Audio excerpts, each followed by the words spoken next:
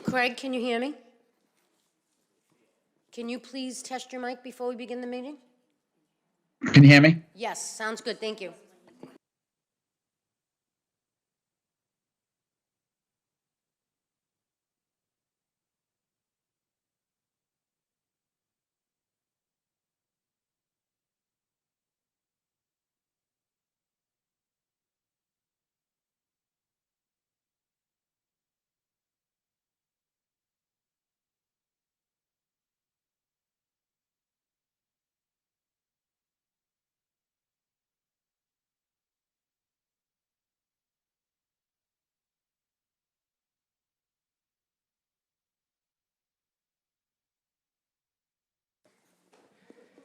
Council will come to order.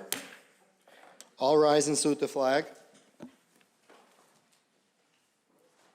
pledge allegiance to the flag of the United States of America, and to the republic for which it stands, one nation, under God, indivisible, with liberty and justice for all.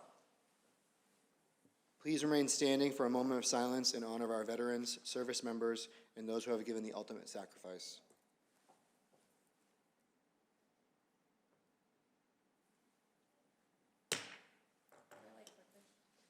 We have a, Oh, all right. Yeah. Well, I didn't know because Okay, perfect. Councilor Sika. No, Councilor Simonelli mentioned that he had a moment of silence for somebody, so, but Carolyn said that you know. Do you want to give the moment of silence? I don't really know Alan, so if you have something prepared, that would be great. I know of him, but I don't know much about him, so I don't want to dishonor his. Yeah, but so Councilor Simonelli would like to do a moment of silence for Alan Campbell, who is the president of Club 24. We were informed that he passed away, unfortunately, so please do a moment of silence.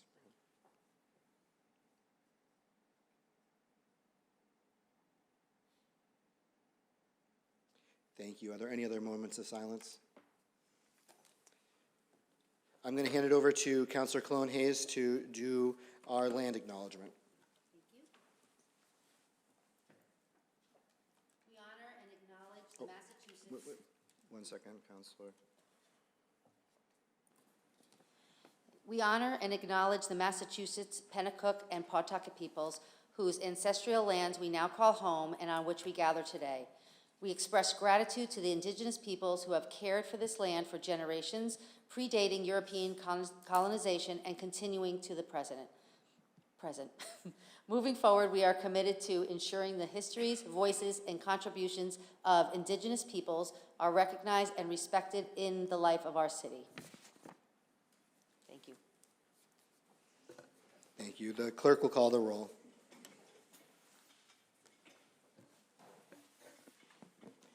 And prior to doing the roll, I just want to apologize to the community for our late attendance tonight. I also do want to apologize to our guests that were going to be presenting tonight, which were the Friends of the Malden Public Library. They will be rescheduled. Our Ordinance Committee meeting went late because we have to pass a ordinance related to accessory dwelling units, which is what resulted in us going an hour and a half over. So I do apologize for that. The clerk will call the roll. Councilor Cologne Hayes. Here. Councilor Condon. Councilor Crowe. Here. Councilor Linehan. Here. Councilor McDonald. Here. Councilor Seega. Here. Councilor Simonelli. Councilor Spatafora. Councilor Taylor. We know you're here, Councilor Spatafora, thank you. Councilor Winslow. Here. Council President O'Malley. Here. So I just want to say that Councilor Spatafora is joining us tonight with video call. Therefore, all of tonight's votes will be taken by roll call. Thank you. Under the provisions of the open meeting law, for those of you in attendance, please be informed that Urban Media Arts, UMA, will be recording this evening's meeting. First order of business.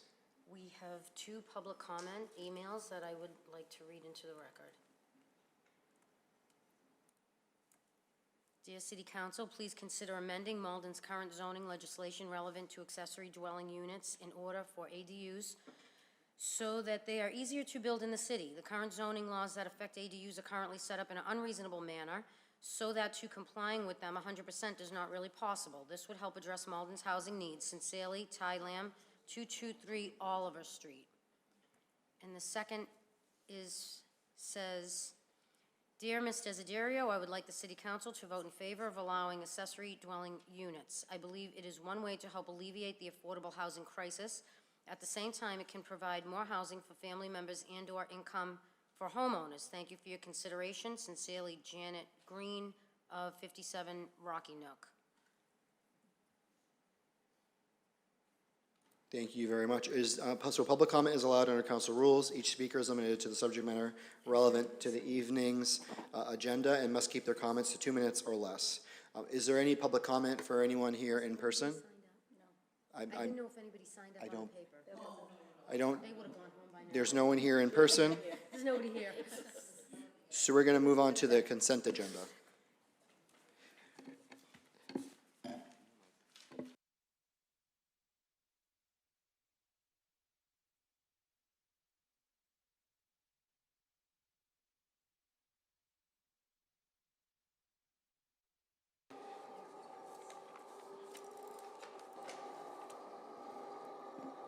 So this evening's consent agenda consists of meeting minutes to be approved, one communication to be placed on file. Does any counselor have a desire to remove any of these items from the consent agenda for purpose of further discussion? Motion to approve. Counselor Sika's motion to approve the consent agenda, seconded by Counselor Winslow. The clerk will call the roll. Counselor Clone Hayes? Yes. Counselor Crowe? Yes. Counselor Linehan? Yes. Counselor McDonald? Yes. Counselor Sika? Yes. Counselor Spatafora? Yes. Counselor Taylor? Yes. Counselor Winslow? Yes. Council President O'Malley? Yes. Okay. Next that order of passes. business, we have communications. Paper 51-25, communication from the planning board regarding CCP 13/2025 ADU zoning ordinance amendments. Is there a motion to receive this and place it on file? Motion to receive the planning board's report. On Counselor Winslow's motion to receive and place the communication from the planning board on file, is there a second? Seconded by Counselor Taylor. The clerk will call the roll. Counselor Clone Hayes? Yes. Counselor Crowe? Yes. Counselor Linehan? Yes. Counselor McDonald? Yes. Counselor Sika? Yes. Counselor Spatafora? Yes. Counselor Taylor? Yes. Counselor Winslow? Yes. Council President O'Malley? Yes.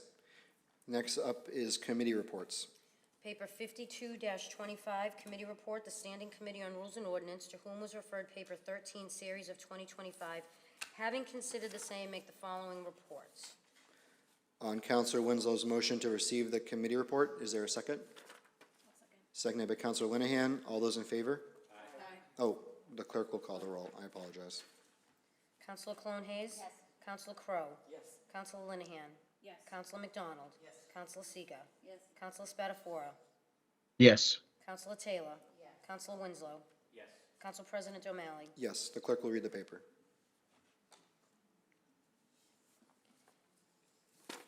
Paper 13-25, be it ordained by the Malden City Council that the Code of the City of Malden, Title 12 zoning is hereby amended to establish requirements and regulations for accessory dwelling units, including definitions in the establishment of Site Plan Review Committee for accessory dwelling units by amending chapters and sections 12.030, 16.010, 20.010, 32.060, and by adding new subsections 12.28.010K, 32.030D, 32.030E.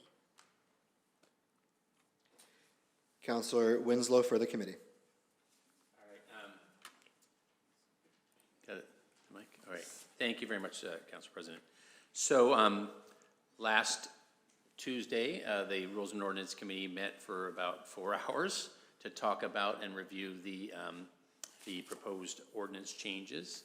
And then last evening, we had a joint meeting with the Planning Board to further review those, and we did, the Planning Board did advance, and you have that communications that was forwarded from the Planning Board. Planner Romero, do we have to do anything beyond what we just did, just accepting the report? Do we actually have to do anything? You mentioned in terms of the Planning Board's recommendations. No. That was sufficient, just to, yeah. Yeah, unless I was just, what I was referencing was just that if you're adopting any of the recommendations, you're adopting the planning board recommendations. Okay, not staff recommendations. So yeah, so we have that. So we'll so I'll go over that. So we had So we had that meeting last night. There were some residents as well as Council Spadafora who submitted comments or attended, and then the planning board made recommendations that have been filed. So, so just in terms of today, the committee met again to go over the planning board recommendations in detail, to go over its own recommendations that had been developed last week, and to make some further recommendations tonight. You know, one of the things about this whole dynamic, and I appreciate, thank you for the work for Planner Romero in particular, that this has been a moving target. I mean, just literally since this paper's been introduced, the state did update its own regulations and guidance, which affected both how the council needed to react to this as well as the planning board. So I appreciate that effort. So just to go over in terms of what the council has done, in terms of the planning board made 11 recommendations, and so the council tonight reviewed those, and I'll state what the ones are. So so in part, generally the Rules and Ordinance Committee recommended the paper out favorably with amendments, and adopted generally the many of the recommendations of the planning board. So I will go over that now, but that's the recommendation. So of the 12 recommendations, the council did vote in support of the recommendation to limit the number of accessory dwelling units to 1 per property, and that was be eliminating the initial table of use regulations that would have allowed an accessible dwelling unit above 1 to be considered through special permit process. So we did vote to approve that recommendation as an amendment, or recommend that as an amendment. And then in terms of their second recommendation, this is related to the table of intensity use regulations. We voted to delete all the columns that were set out in section 12.16.01 related to ADUs, and then to basically refer people to the section 12.32.03 D5. So the council did adapt that, and that essentially is using more guidance from the state. So we'll explain that further on. The council then did also approve the recommendation number 3, which made some, the planning board recommended some changes to section 12.32.03 D, which changed some of the description of the purpose and intent of the new regulations to add some provisions related to protecting the health, safety, and general welfare of the city's present and future inhabitants as key purposes. And also the council did vote to delete language that said the so-called Affordable Homes Act. So we did add those recommended language to read that way. We did also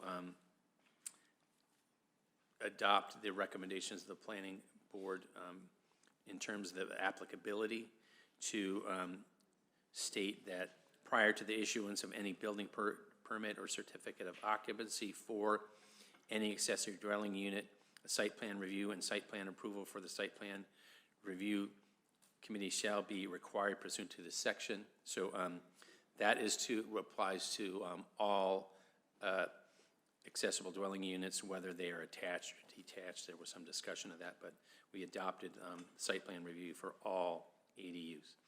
And the building commissioner, as zoning enforcement officer, shall determine whether a unit is an accessory dwelling unit. So we adopted that. We adopted the recommendation of the planning board for changing the description of the scope of review and to be more consistent with the state law. And now it would read to revise the provision to read, through site plan review, the city may review and impose reasonable terms and conditions on the appearance and layout of a proposed use of land or structures for an ADU prior to the issuance of a building permit, and may consider what reasonable requirements concerning dimensional standards such as dimensional setbacks, lot coverage, open space, bulk, height, and number of stories of the structure, if any, should be imposed on the use. So we adopted that recommendation, but also inserted the term reasonable before the terms and conditions to clarify for site plan review. And that, just to make a note that the state requirements do not allow us to consider lot size, so that was something that was actually eliminated when we eliminated something in section 2, but that lot size is not listed in the recommendation for that section. For recommendation number 6, we did adopt both those recommendations related to adding the word required before open space, and then also making clear that, again, only one ADU shall be allowed on a single lot. So we did adopt that recommendation of 6. In terms of their recommendation 7, related to sections 12.32.030.d5, which are design standards, we adopted proposed paragraphs A, B, and D. And we did not adopt their recommendation for C because we thought it was maybe duplicative now. And then we did add in section B to say that the requirements shall be those required or existing for the principal dwelling unit. So we added the term existing to make clear that the dimensional control requirements would either be the ones that apply to the principal dwelling, which could be a 2 or 3, 4 multifamily residential in a residential A. It could be the single-family residential dwelling or the accessory structure in that zoning district.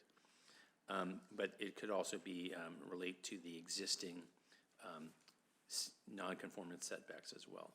So that was something we added in, but we did not adopt section C, which had a limit on expanding the building's footprint or addition to the existing yellow building. So we did not adopt that. We did adopt the following recommendations to delete a reference to the definition of a bus station in section 12.32.030D6D, because that could change and might be more beneficial to the city if that does change. We did adopt the recommendation of submission requirements that there was a pretty extensive list of submission requirements in the proposed draft that was submitted to us. Now those very detailed requirements are deleted, and now we are just referring people to Title IV of the Code of City of Malden Ordinances, which would list what's necessary, and we will update that as necessary. The 10th recommendation related to the timing of the decision under 12.32.030D. We did adopt that and make the agreement that the timing of the decisions would have to be done within 14 days of completion of the meeting related to site plan review. And then there was some typographical corrections that we also recommend be done, as well as there was a slight typical correction to the typographical corrections that we did in terms of that. And then finally on 12, recommendation 12, because there's no longer a site plan review process for ADUs because we're not allowing ones beyond the first one, we recommended and accepted the recommendation just to delete that section. So that's related to all to the planning board recommendations. And then we did have some further ones that we did in terms of section 8, subsection A, which related the composition of the site plan review committee. The Rules and Ordinance Committee recommends that we amend that so that the building commissioner or a designee shall replace a city councilor as someone who is on that, and otherwise the director of public health, the director of OSPCD or their designees would be the third members. And then we also recommend that an associate member be appointed by the Zoning Board of Appeals in case of one of the main members cannot serve. So, so that is what an additional recommendation. Let's see, keep going here. Then in terms of some of the recommendations that we did develop last Tuesday, we had a couple, at least one we had to, we did agree and to keep and recommend that subsection D in section 4 be struck, strike the language of any accessory dwelling unit shall conform to building, fire, and sanitary codes, and written proof of compliance shall be provided prior to the beginning of the site plan review process. Though we all want that to happen, that is already required under the building, fire, and sanitary code, so we thought we did not need to include that in the this regulation, so we don't recommend that language be added. Let's see, and then, okay, and then Councilor O'Malley's recommendations here, I'm getting everything here, okay, that's done. All right, so then finally, Councilor O'Malley had a couple of motions that were accepted to recommend. So in terms of section 2, applicability, we did adopt language to say that site plan review is part of the building permit application. There shall be no additional fee for the site plan review. And then we also recommend that section 4 related to B of the quorum for the site plan review committee, that that be amended to read: quorum of all members of the committee are required to approve with conditions or deny an application for site plan approval unless recused for a conflict of interest.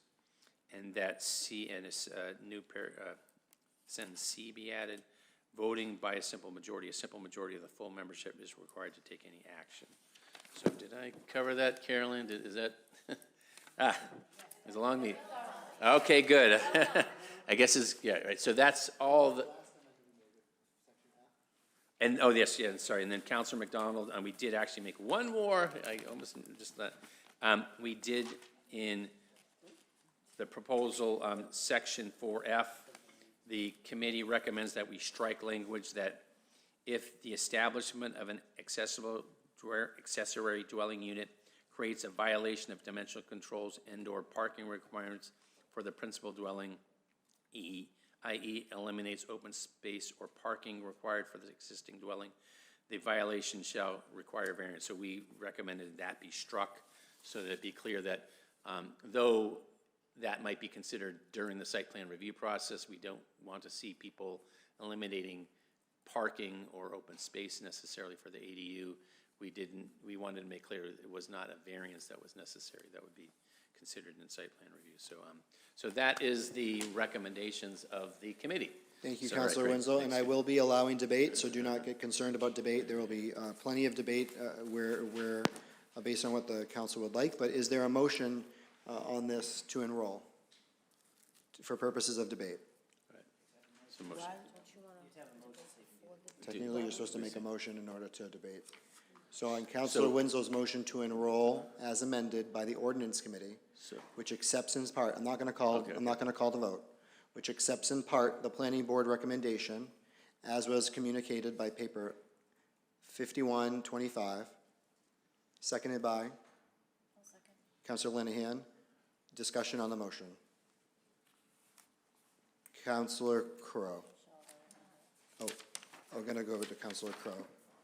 Thank you, Mr. President.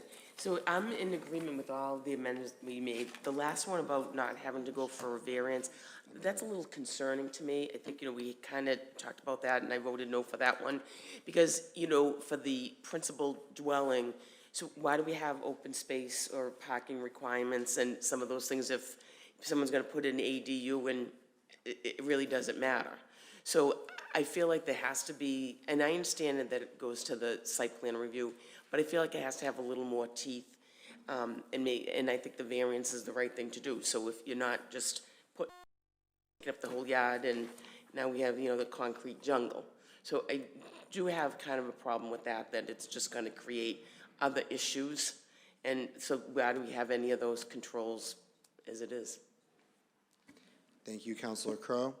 I'm going to go to Counselor Spatafora online. So Counselor Spatafora, Yeah. please unmute. Thank you, Mr. President. Thank you, Mr. President. I appreciate the time. I do want to commend the ordinance committee, and I think the full council. There was a lot of work done here, and I agree with Counselor Crowe. I will say this: I will not be supporting this. I thought I was going to be doing it, but I think the last one is going to be a killer.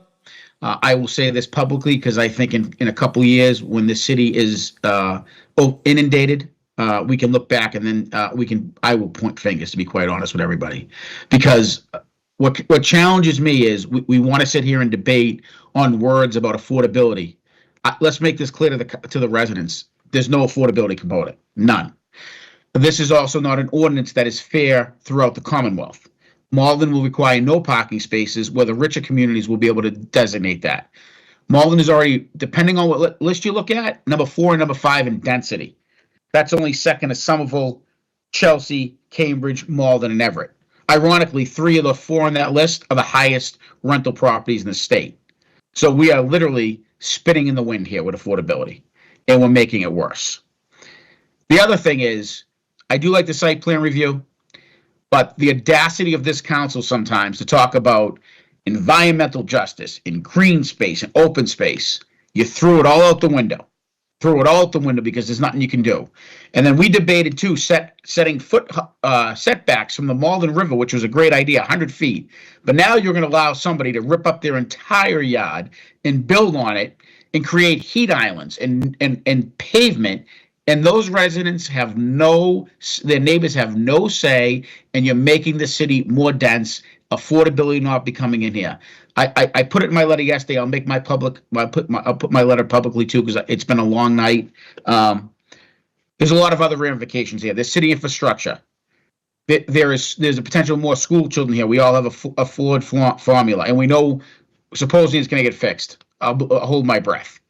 But if everybody in this room thinks that the ideal scenarios that I've heard are going to happen, let's do it. Let's make a deal here as a council. We'll do an audit in 5 years from now and see how many are owner occupied, and let's see what the average rent is here. Because if they're not owner occupied and the rents continue to go up, we failed our community miserably. And the councilors who want to talk about environmental stuff, I'll be honest with you, every time I hear it, I'm voting against it, because it's absolutely ridiculous that you don't even want to hold up open space and green space, and then you sit there and say, "Oh, we got to worry about the environment." Nobody here cares. This is a game. This is a game with the residents. And when the wards come in and there's more cars on your street, and you got a house built on your fence line that people looking in the pool, it's not because of this councilor. I think having some reasonable expectations to protect the privacy of citizens who live here is not that hard. And I can also guarantee you that the communities around us that have more money will have much better controls than we are. That's all I had. I will not be supporting this. Thank you so much. Thank you, Counselor Spatafora, for your comments. I'm going to go to Counselor Linehan for the first time. Thank you, Mr. President. I'll be really brief. I think God knows the community has heard me speak more words on this issue in the last week than we probably all need to hear. I do just want to make clear for ourselves and for the benefit of the community, if anybody's still watching after that long delay. So we need 9 votes to enroll this paper. A no vote. We need What? 6 votes. Oh. Tonight. We need 6 votes to enroll. 6 to enroll, 9 to ordain. Or just, I thought we needed a supermajority for this paper. I'm gonna. Yes, sorry. If possible. So my understanding, and I would invite the city planner to correct me if I'm not correct, but because of the state law, we need 6 votes to enroll. If we wanted to suspend the rules, which I do not recommend we do, you would need 9, and then it throws a lot of complications, so I do not think we should try to do this in one night. So that is why we have scheduled a second meeting tomorrow, which would be to ordain, which would also require 6 votes. We all have also scheduled a meeting on Thursday as a placeholder in case someone reconsiders. My goal, this is not ideal for anyone, but my goal is to make sure that we are not left with no zoning, and this could go anywhere. So I'll hand it back over to Councilor Linehan. Is that correct? Yes, I think when I have a moment, I have just a comment, question about something that you said. About the amending. About, I think one was forgotten, so I just want to make sure you have one. I had one on my list that wasn't. Okay. Okay, I'm gonna call, after Councilor Linehan finishes her comments, I will go to the city planner. Yes, and thank you for that clarification. My point still stands, which is that a no vote on this, if the zoning that we've proposed tonight, whether we amend it or not, if this zoning does not pass tonight, we are actually giving our control essentially to the state. The state zoning overrides us. So the concerns that Councilor Spatafora and others have identified, which, just to be clear, our committee shares. Nobody came in advocating for paving yards, losing open space, et cetera. We actually have less control over that if we don't pass some zoning tonight. So I just want to be really clear on that, because I think this is a very imperfect process. It is highly unusual for us to have guidelines from the state that are this permissive. I might even say unprecedented. I think it's looser than MBTA communities was. The 4 hours that we spent last week hashing through dimensional controls, essentially on Friday, the state obliterated and put us back to square one. A lot of the compromises that we had worked out to try to address things like open space, things like setbacks, livability, privacy, we really lost our say in that. So I want to make sure that others have a chance to speak, because again, I've been talking about this a lot as a member of the committee and as the paper sponsor, but I think that it's not as simple as voting no because we want to keep open space. I think it will actually have the opposite desired effect, and that what we're going to have to do as a council is actually look at our ordinances to address some of these things in other ways, whether it's parking or whatever the other dimensional controls that we can control related to single-family zoning. We're going to have to do that through a separate process, because we can't do it through this. We can't do the things that we just talked about through this, and I'll yield my time. Thank you, Councilor Linehan. I'm gonna hand it over to City Planner Romero to fill in any gaps that we might have left, but if, in the meantime, I just need to check with Councilor Winslow on one thing.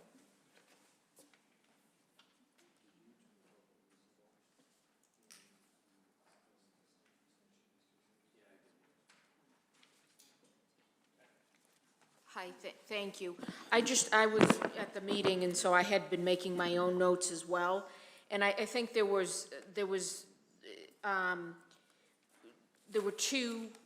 two additions that you made that I did not hear you read. So I just want to make sure they're included. I heard you adopt the different planning board recommendations, but I had Section 12.32030D3, under scope of site plan review, you added the word reasonable, and I didn't hear you read that in the list. So this was separate from the planning board. Also, under 12.32030D5C, you added or existing, and I didn't hear that read either. So I just want to make sure, because those were two things you talked a lot about. I do appreciate that. And voted on. I circled the same things, so I will hand it over to Councilor Winslow, but I will also say that let the record reflect that the call of the chair is that that in section 12.32030D3, scope of review, the word reasonable is before terms, right, as reported out by the Ordinance Committee, and that in section 12.32030D5C, dimensional controls, the words or existing appear after required.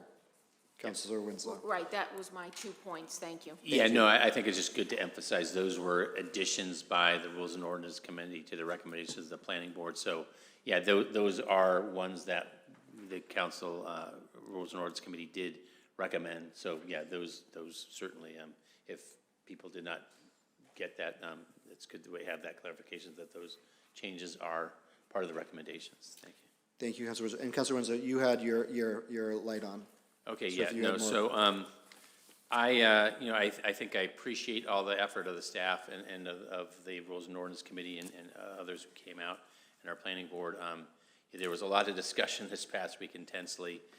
I mean, one of the things that, I think there was a lot of, trepidation. I mean, I think Council Linehan mentioned she wasn't on the council when we were doing the cannabis stuff, and that where we had rooms full of people going through maps and being very particular, and a planning board recommendation that the council had to kind of modify, and Councilor Sika led some effort to get an overlay as well. So that was a very intense thing, but there was a lot of community input here. The community that came out, I mean, generally, I mean, I had several constituents, Mr. Thong last night, come out and just explain why they would like to see this happen. I mean, having people who have a family situation where they have young kids and in-laws, and they have a lot, they think that they could do an ADU. So I heard that, we heard that when the paper was introduced. So I think that is one of the reasons why I really am favorable to this. I think that I'm happy that we work to at least create less onerous process for people to apply while still having rigorous standards. I think that, in fact, though it seems like we don't have the dimensional controls expressly set out, that like the open space dimensional control basically will be there, just as it was when the council, we recommended those things be in there. So I think that, unfortunately, it's really the state that created a little more havoc in terms of really making sure that at least insisting that dimensional controls be interpreted in the most permissive way.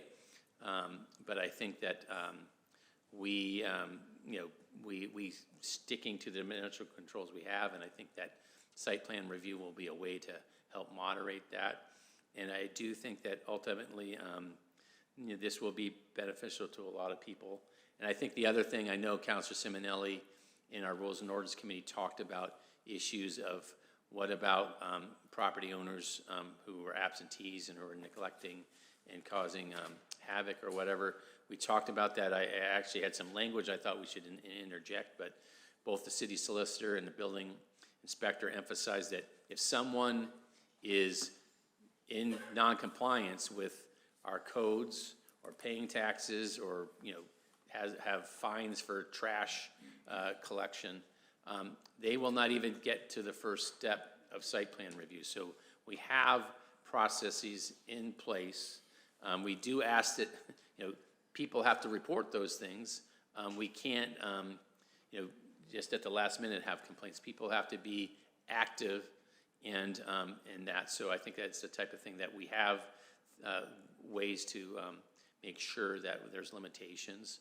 And I say that the fact that their dimensional controls on open space and other type of things will help moderate, and having the site plan review committee to review every one of these to make sure and have the community have the opportunity to provide input and to have some reasonable conditions enforced. I think that is the fairest way to go forward. So I am supportive of the paper as we've amended it. Thank you.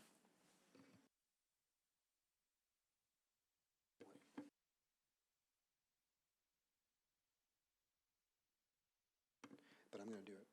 So, yep. So, Councilor McDonald. Yeah, thank you so much, Council President. So I will be supporting this zoning change tonight.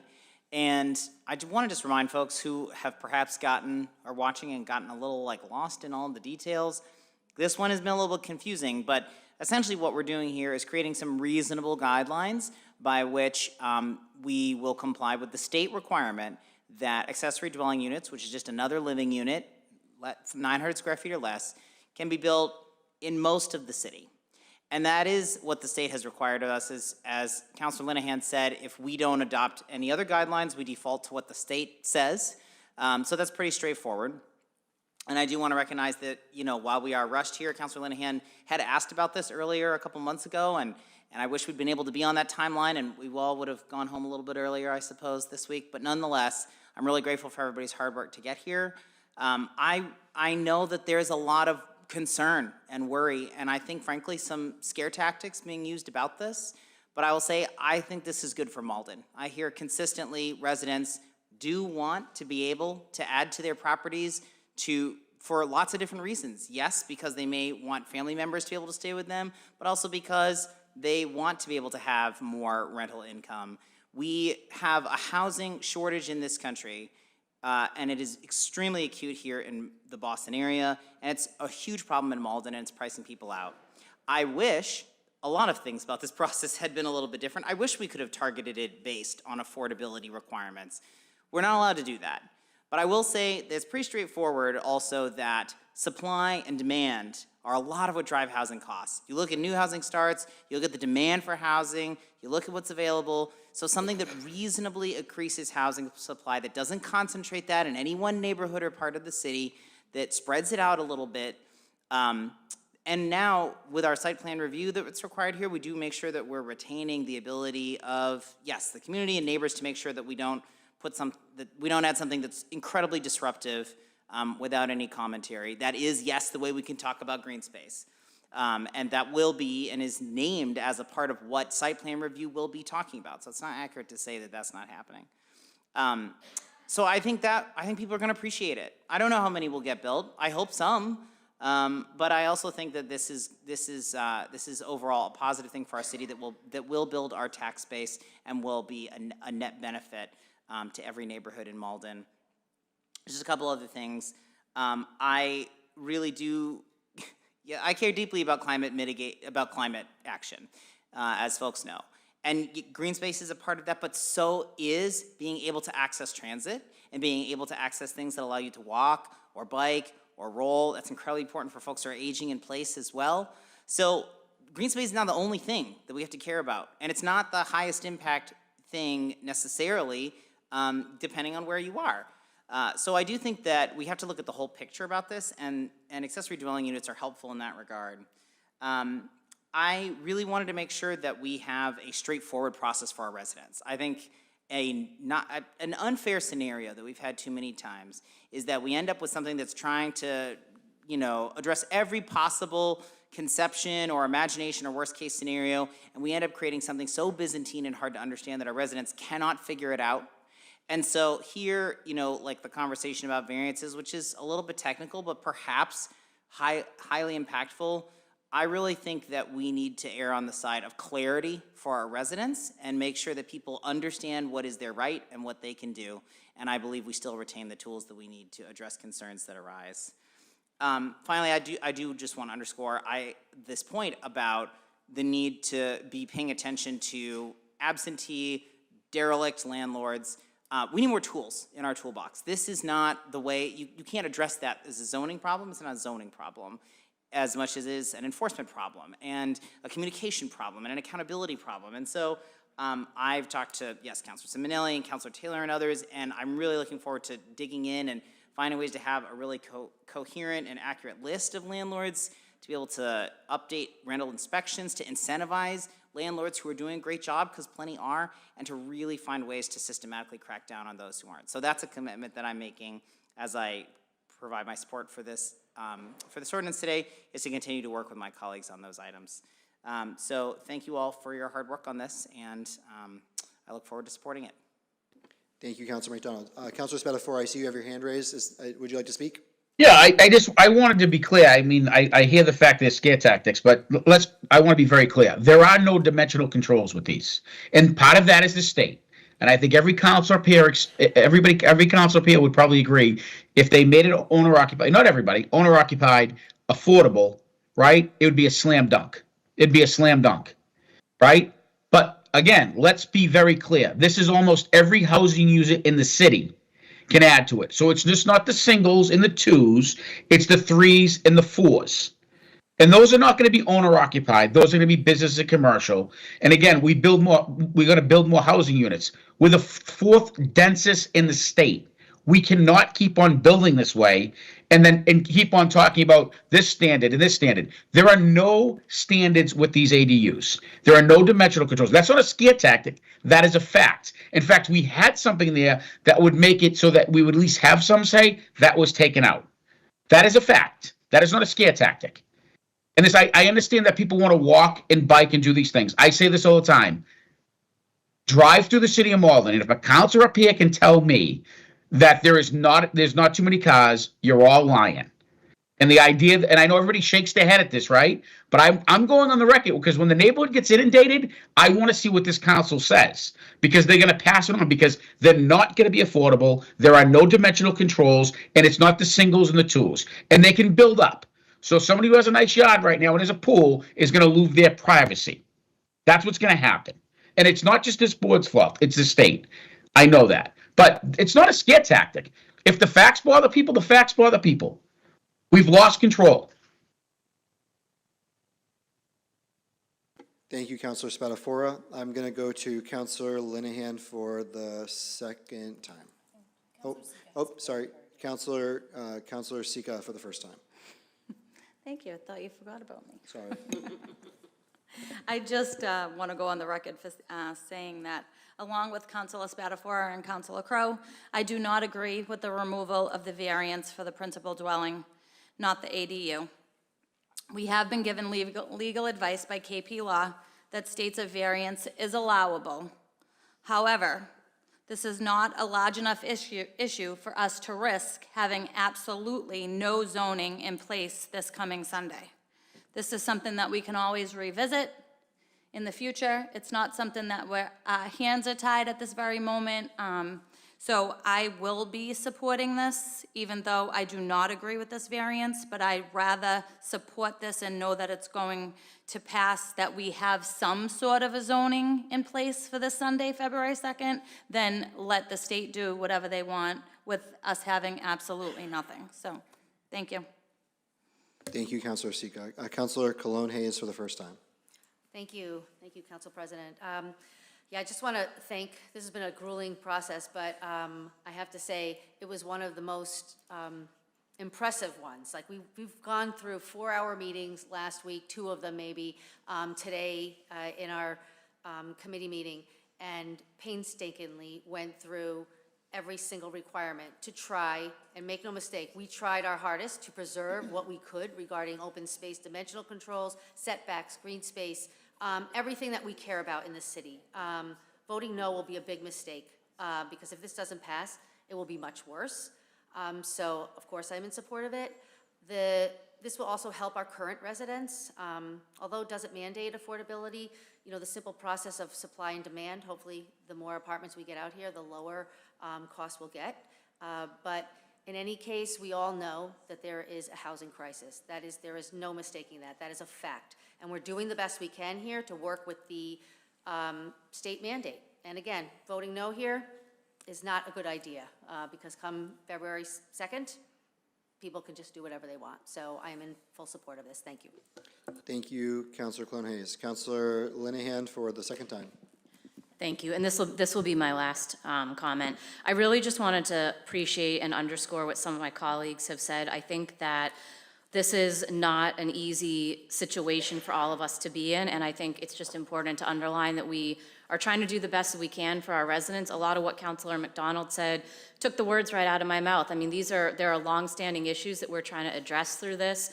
We don't necessarily have as much control as we might like to have. If we had crafted this ourselves, probably it would look a little bit different. But I do also want to not lose track of the fact that, speaking personally anyways, I get asked about this. I always have from residents. And, you know, I think it's easy to say, well, the West End has a lot of big houses and everybody wants to chop them up or put a granny flat inside. There's a lot of very small and a lot of multifamily in the West End as well. There's a housing mix like there is across a lot of the city. And what I find folks asking about is again, multi-generational living, or they've got a child that's graduated from college and looking to move home for a couple of years before they try to enter the housing market themselves. Of course, it's not gonna be all, you know, our retired grandparents and adult children trying to move back home. It is an income opportunity, the way that it's written. You know, we're not up here naive to that fact, but there is also a large segment of the community that genuinely does see this as something that will help them to adapt the home that they already live in for the long term, and I think that it's important to keep those folks in mind. And for those folks, I think what we've done here is really thoughtfully crafted a predictable process. Again, the state, you know, kind of did a lot of the work for us in a lot of ways. Some of the things that we were really tussling on about lot size and height and setbacks, it's just simple. There's not a lot of tinkering to be done with that. So for folks that I know, I'm looking to Nelson, our building commissioner, I know there are folks that are waiting and ready to go, and we're gonna see them on Monday morning, that they've been working with an architect to come up with plans. They're gonna be here, and this zoning is gonna be what guides their process and what they will encounter, thanks to the hard work of our city staff and our ordinance committee, is a non-political body that's going to guide them through the process. We have intentionally taken counselors out of that process. So you have city staff who are gonna undergo, again, a predictable site plan review process to address all of the things that we are able to address. You know, if I think about my own property and what existing accessory, you know, sheds and garages are on the properties around me, yeah, it is kind of scary to think about somebody going up 2 or 3 stories and looking in your yard. I think that's a concern we've heard over and over. But again, we've crafted a process where those concerns can be elevated, abutters can engage in that, residents can come and understand what they need to do to be successful and to respect their neighbors. And then again, you know, we've seen in other cities, this process already exists and has been very successful. Salem and Boston, both very dense, very architecturally similar cities to us, have had this for several years. Boston has a fantastic resident guidebook that walks you through the process. I know that's something we agreed we'd like to work towards. Of course, it's going to take a lot of time, but there is precedent. This is working well in other places. And just my final point, just to reiterate, if we do have problems with parking, or if we are finding, you know, a lot of properties are coming in that are pre-existing non-conforming, we do have the tools to look at that. If our zoning is mismatched to what the built environment looks like, you know, our planning board brought this up last night. Is that something that maybe we need to re-examine? We absolutely can do that if we want to. We can tackle parking. We can address the affordability by finding ways to more consistently and predictably fund our affordable housing trust. There's just lots of tools that we have that we can look to as a next step that I would encourage all of us to think about to mitigate some of the impacts and some of the fears that are being expressed here, so that we can focus on the good aspects of this, because I really do think that for a lot of people this is going to be a game changer for aging in place and for providing solutions for their children when they're launching and are not yet ready to enter the home market. So that's all I have to say. I know this has been a tough process, but I think that this is as best as we can get it, and I want to thank everyone for all their hard work. Thank you, Councilor Linehan. Councilor Crowe for the first time. Second time. but Second that's time. okay. Oh, sorry. And I agree with all of the things, and hopefully the people that do these ADUs are doing it for the right reasons, but we know all the absentee landlords, that's where we're probably gonna see it. But I still think that if we're gonna use some of the tools that we can use, as Councilor Seeker said, that we got, you know, some guidance that, you know, we can have a variance, you know, have them go for the primary dwelling. So I would make a motion that we add that back in. If it's something that we can do, so it's under general number F, the establishment of the accessory dwelling unit creates a violation of dimensional controls, parking requirements of the principal dwelling, that they have to go for a variance. I'll second that.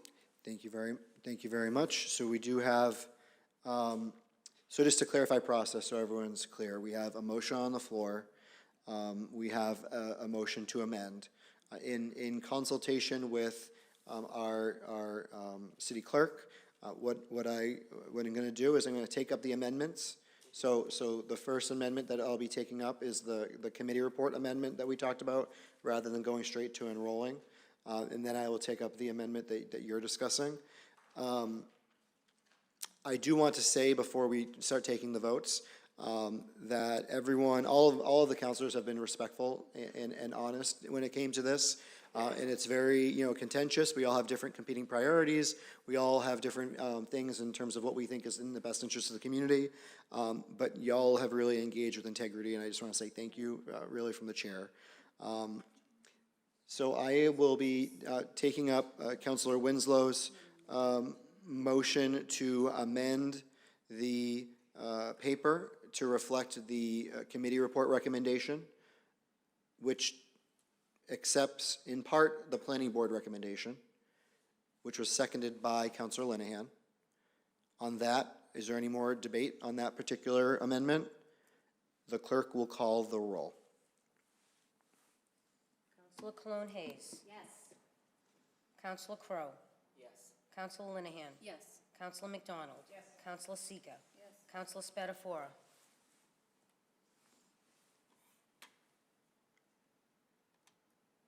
One second, Council. I'm sorry. No, I had it on mute. I apologize.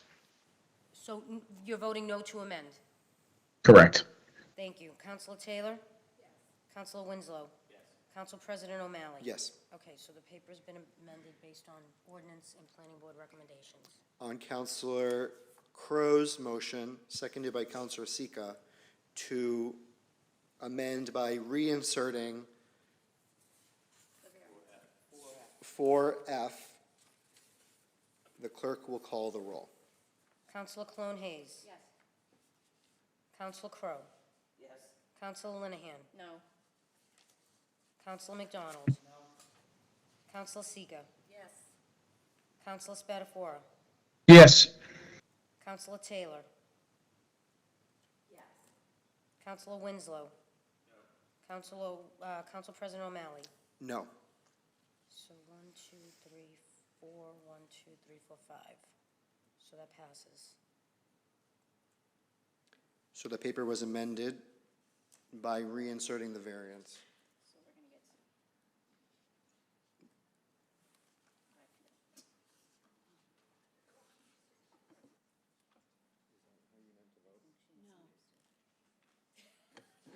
Councilor Cologne Hayes misunderstood the vote. I'm going to, and I'm going to vote, take Councilor Cologne Hayes's, would you like to explain yourself, or? Can you do that?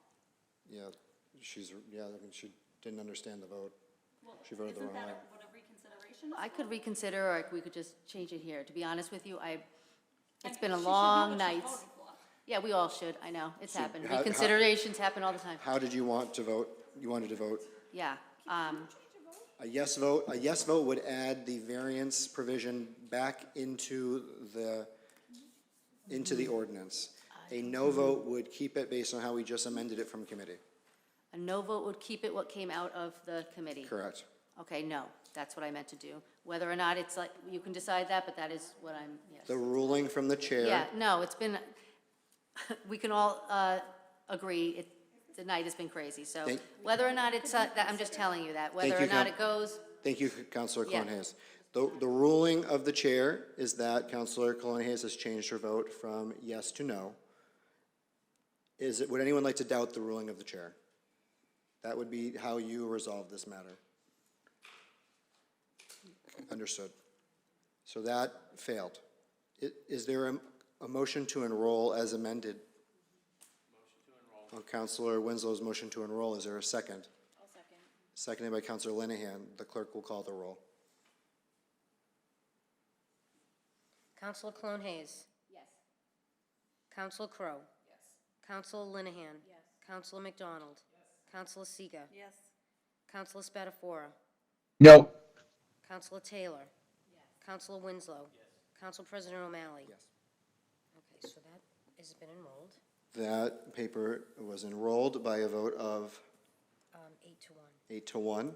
And just for clarity's sake, again, tomorrow night, Wednesday, January 26th, the City Council will be meeting at 7 p.m. for the purposes of ordaining that zoning ordinance. We encourage you all to attend. We will be distributing a final version of what we just enrolled, so everyone is very clear. If anyone has any issues, tomorrow would be the day to take them up. If for some reason anyone decides to reconsider any of the votes that we've taken, we will also be having a placeholder meeting for this coming Thursday, the 27th, at 7 p.m. If no one reconsiders, that meeting will get canceled. But I really want to avoid a circumstance where we have no zoning and the state regulations are the ceiling. So, next order of business. Paper 53-25, Committee Report. The Standing Committee on Rules and Ordinance, in a joint session with Finance Committee, to whom was referred papers 32 and 33, series of 2025, having considered the same, make the following report. Joint committees unanimously recommend both papers out favorably to the full council.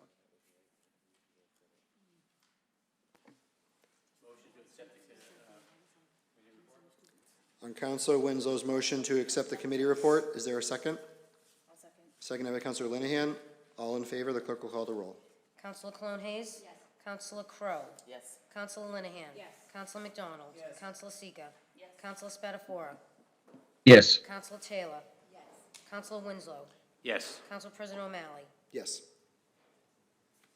And the first paper is 32-25. It is ordained, be it ordained by the Malden City Council that the Code of the City of Malden 2.24.020 Library Salary Schedule is hereby amended by adding the updated salary schedule chart effective July 1st, 2024.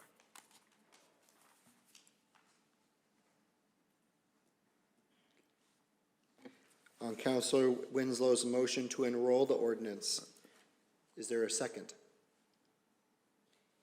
Second. Seconded by Councilor Crowe. The clerk will call the roll. Councilor Cologne Hayes. Yes. Councilor Crowe. Yes. Councilor Linehan. Yes. Councilor McDonald. Yes. Councilor Seega. Yes. Councilor Spatafora. Yes. Councilor Taylor. Yes. Councilor Winslow.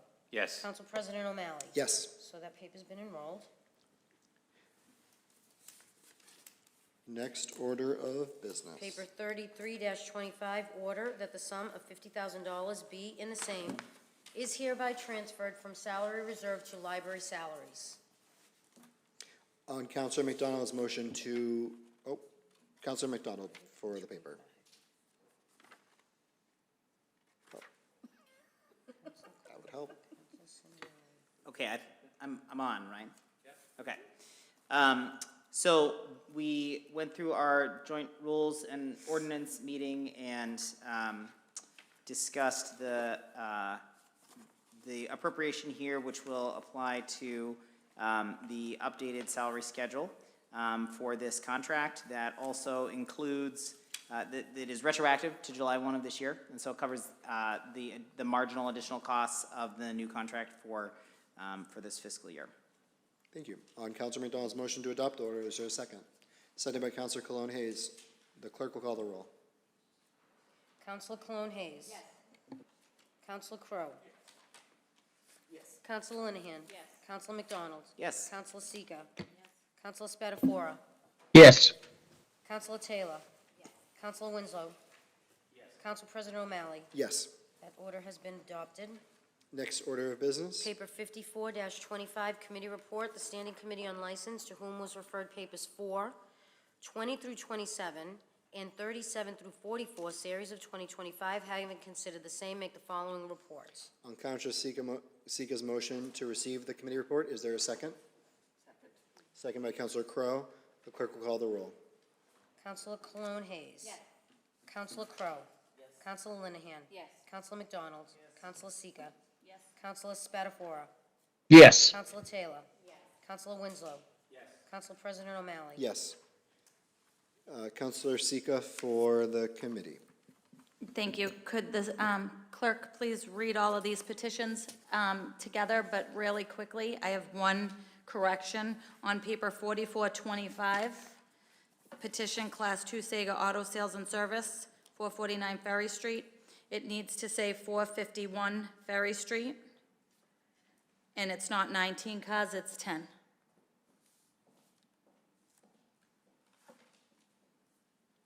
Everything else looks great. Everything else was, Yes, okay, great, thank thank you. you. Paper 4-25. No, it's okay. Amusement Machines, Town Line, 10-Pin Corp., 665 Broadway, 25 machines.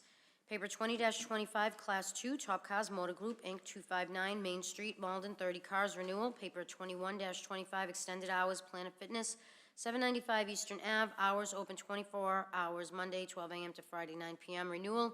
Paper 22-24, Livery Company, Bella Luxury Transportation, 19 Mount Vernon Street, one vehicle renewal. Paper 23-25, Livery Driver, Michael Checa, 19 Mount Vernon Street, renewal. Paper 24-25, Livery Company, Kashan T. Demita, 411 Salem Street, one vehicle renewal. Paper 25-25, Livery Driver, Kashahan T. Demita, 411 Salem Street, renewal. Paper 26-25, Livery Company, JML Luxury, 500 Broadway, apartment 5158, two vehicles, renewal. Paper 27-25, Livery Driver, Joel Lopez, 500 Broadway, 5158, apartment number, renewal. Paper 37-25, Livery Company, AB Limo Services Incorporated, 51 to 53 Claremont Street, one vehicle, renewal. Paper 38-25, Livery Driver, Abdirham Borchuk, 51-53 Claremont Street, renewal. Paper 39-25, Livery Company, Ruby Lynn Transportation, LLC, 259 Mountain Avenue, one vehicle renewal. Paper 40-25, Livery Driver, Linda Dello Ocono, 259 Mountain Avenue, renewal. Paper 41-25, Taxi Company, Malden Trans, Inc., 290 Eastern Avenue, 10 cabs, renewal. Paper 42-25, Class 2, Frank's Auto Sales, 189 Highland Avenue, 5 cars, renewal. Paper 43-25, Class 2, Joe Champa Auto Body, Inc., 322 Eastern Avenue, 4 cars, renewal. Paper 44-25, Class 2, Sega Auto Sales and Service, 451 Ferry Street, 10 cars, renewal. Thank you. That was a lot. You need to take a drink? I do.